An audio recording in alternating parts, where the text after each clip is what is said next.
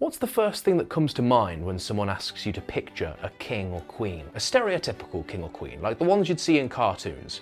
There's a crown, okay, got it.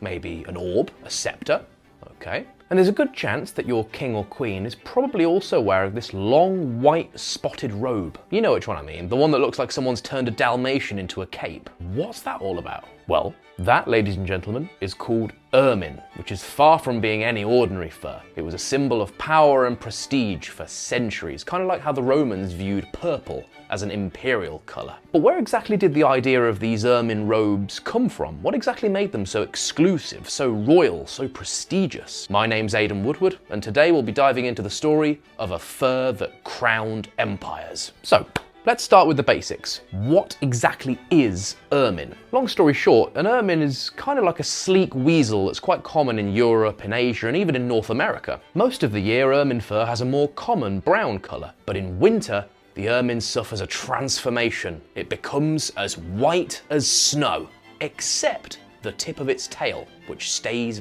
black. Since this white ermine fur was so rare, it became coveted by European nobility in the Middle Ages. And so the medieval elites started pelting them and using their fur to show off. Not necessarily because it looked nice, I mean it did, don't get me wrong, but because it was extremely hard to get. You had to obtain this rare fur in the winter months, exactly when it was right for the stoat to appear, and then of course you had to preserve that fur, which was a whole other ordeal. And do you remember when I said that the tips of their tails stayed black? Well, those are the black spots that you see on the robes. And of course, one ermine wouldn't give you enough fur for one robe. You had to catch many ermines and stitch all their furs together to create one cohesive robe. It was extremely hard to do. So as we said, white ermine fur with black tips wasn't just rare to get, but hard to put together, and of course, the end result was beautiful. European nobles and even monarchs started wearing ermine fur robes in the 12th and 13th centuries. But here's the thing, ermine robes weren't just a fashion statement, they were actually part of the legal hierarchy. In some of the smaller states of the Holy Roman Empire, for example, there were specific laws which only allowed kings and high-ranking clergymen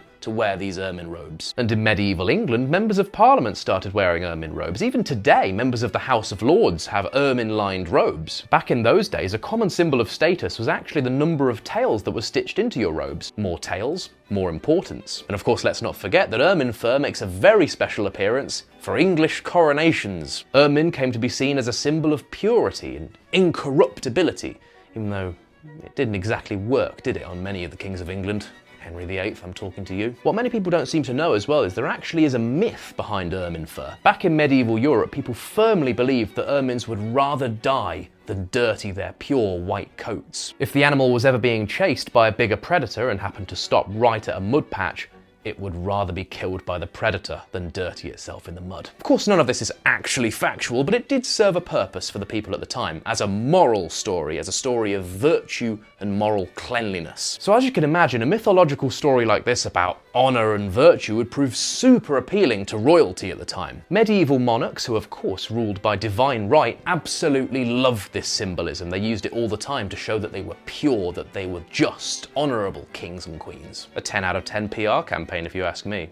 Didn't work for all monarchs, obviously, did it? Now, ermine didn't always appear in royal or noble imagery. Just look at Leonardo da Vinci's portrait of a lady with an ermine. It's not exactly regal or imperial, no, but it does show a message of purity. In today's modern society, the wearing of ermine fur, of course, is a lot more controversial, as you could imagine. Most royal families today have completely given up on ermine fur. Just look at the King of Spain. He never wears anything like that. He just wears military uniforms. And a lot of those authorities who still do wear ermine robes, well, a lot of them aren't actually ermine, they're just synthetic replicas. I mean, just look at the coronation of Charles III. He was wearing authentic ermine robes, yes, but they were his grandfather's. They belonged to George VI. Charles III, being so famously environmentalist, didn't want any animals harmed in the making of his coronation, so he just used hand-me-downs. The legacy of ermine robes, though, is everywhere, in portraits, in heraldry. I mean, even look at Santa Claus, he's wearing them sometimes. And anytime you see a king or queen or emperor or empress in a cartoon or a drawing, I guarantee you there's a 90% chance that they're wearing ermine robes, white with black spots. And all of this because of a weasel in the snow. Thank you so much for watching, everybody. I hope you really enjoyed it. Don't forget to subscribe if you want more content like this. You can also follow me on Instagram and TikTok under @HistoryAydan. My name's Aydan Woodward, and I will see you next time. Take care.